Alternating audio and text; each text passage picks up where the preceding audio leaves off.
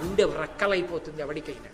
అది అరివీర భయంకర స్వరూపం. కానీ పరమ భాగవతోత్తములైన వాళ్ళని అనుగ్రహించడానికి కోతి పిల్లంతా పిల్లి పిల్లంతా కూడా కనపడుతుంటారు అని.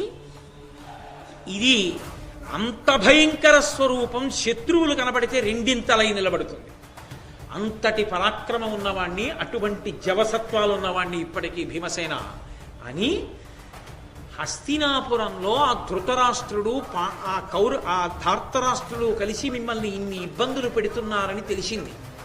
ఎందుకు ఉపేక్షిస్తారు? ఎవ్వరక్కర్లేదు, నేను ఒక్కడే వెళ్ళి పర్వత శిఖరాలు దొర్లిస్తాను హస్తినాపురం మీద. ఇక హస్తిన ఉండదు. ధార్తరాష్ట్రుల్ని, భీష్మ ద్రోణులని కూడా నిలిపేస్తారు, సంపేసి తీసుకెళ్లి పట్టాభిషేకం చేస్తా, హాయిగా వెళ్ళి రాజ్యం ఏలుకోండి అన్నాడు. మహానుభావ, మీరంతటి పౌరుష పరాక్రమాలు ఉన్నవారే. రామరావణ యుద్ధంలో, రామాయణంలో మీ ప్రతిభ ఏమిటో చూశాం. కానీ మేము ప్రతిజ్ఞలు చేసి ఉన్నాం కదా,